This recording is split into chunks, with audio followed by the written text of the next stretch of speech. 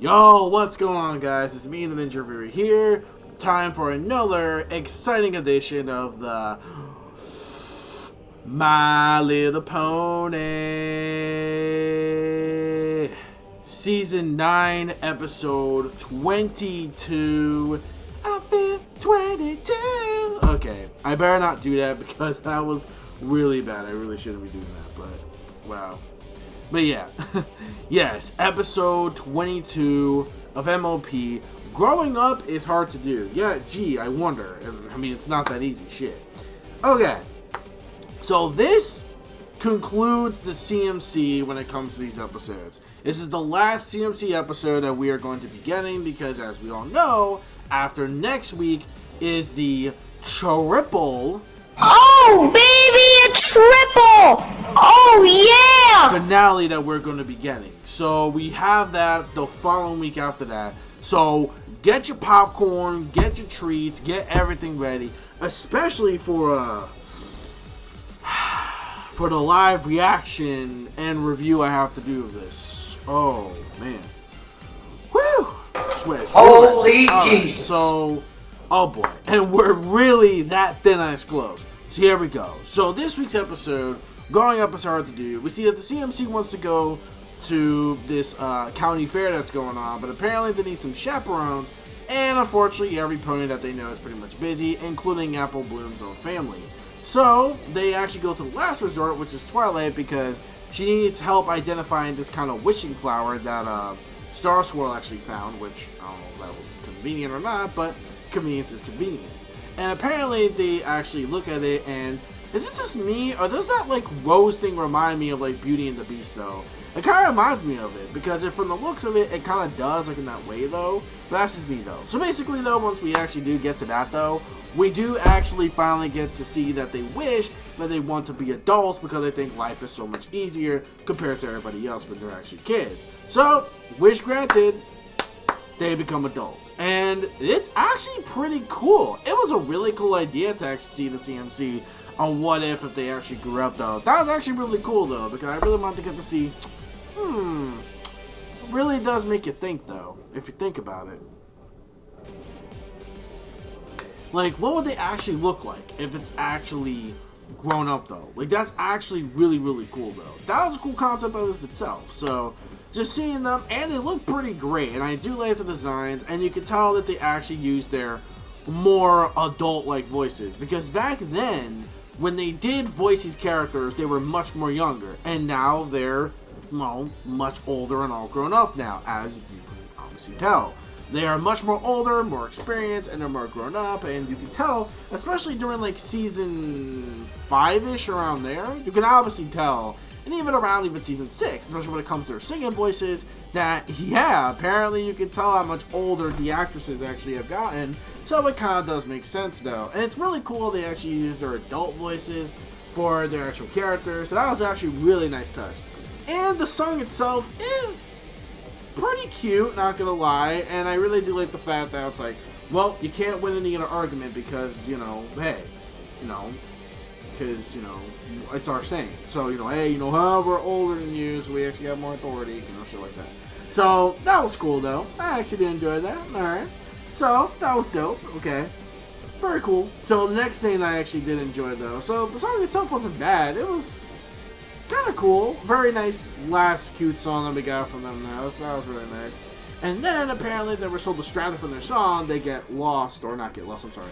They actually get off at the wrong station, and oh, wow. So much for, hey, being adults is easy, huh? And, hey, not being overly distracted at all.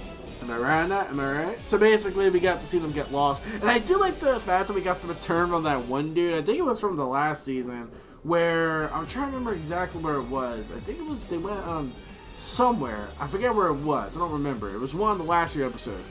He hypes everything up. It's like, like this dude. Like, I look at this dude. I like him though. He was actually pretty fun. I'm actually glad they had him as a cameo. And then of course they meet these two other, like somewhat kids from like preteens, kind of like the CMC ages, but I think a little bit more older than them.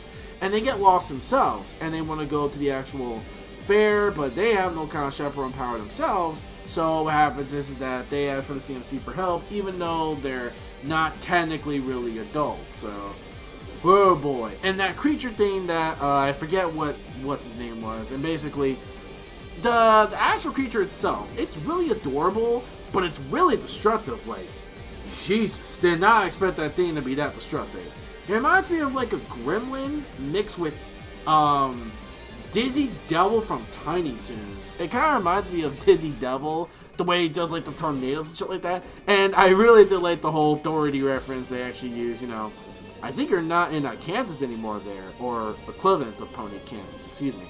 So, yeah, so that was cool though. I actually really enjoyed that. Really nice reference right there though. And again, the whole Dizzy Devil tornado thing going on. And of course, Fluttershy and Twilight, very convenient, finds them at the very end, and they actually convert the thing. Fluttershy pretty much makes it relax and calm and stuff like that. You know, because obviously she is the greatest with animals. Again, learning from the power of Monkey D right here. Conqueror's hockey on point, conquering the animals. Of course, makes perfect sense. So there we go. All right, and then at the very end, it turns out they find out like the young preteens were like, "Nani? You guys were actually kids this entire time?" And they're like, "Yeah, I guess we got a lot of explaining to do." And then at the very end, they learn, yeah, adult life may be fun, but it's also a bitch, especially all the responsibilities you gotta face, including yours truly. I'm an adult. Just recently, this year, not that long ago, about maybe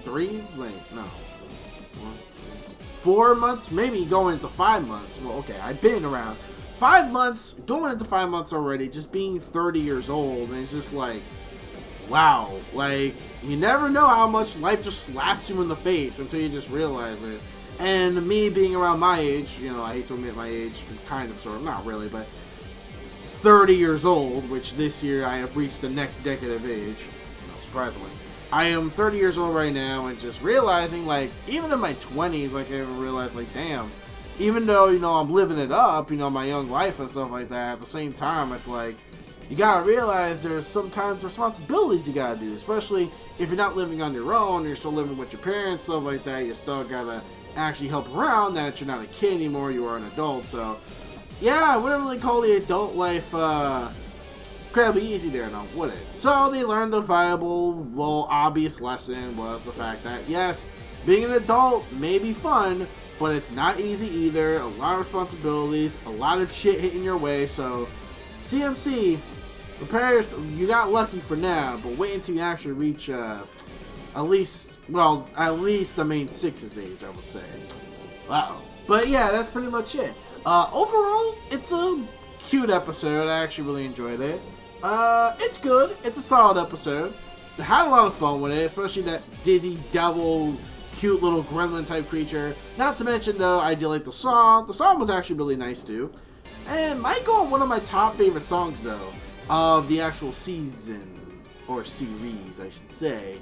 Don't want to give too much away, because again, gotta wait for yourselves when you actually get to the end of all things. But yeah, that's pretty much about it right there. Overall, I give the episode a solid, clean, good score of a 4 out of 5. It's still a really enjoyable episode, still really hits home for me, especially how I wish I was actually older, but then looking at what my mom went through, or many others, or like my older cousins, or my aunts, my uncles went through. Yeah, I realized, you know what? I kind of wish I was that young of a kid again, you know?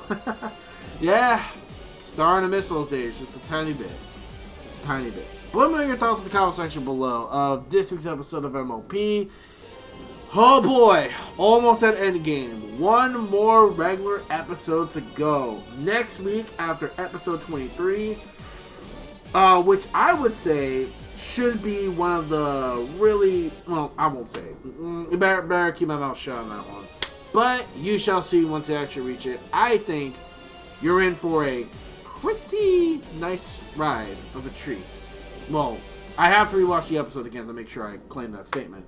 And then, of course, oh boy, the editing I gotta do the other week. Oh, Lord of mercy. But alright, though, that's pretty much it.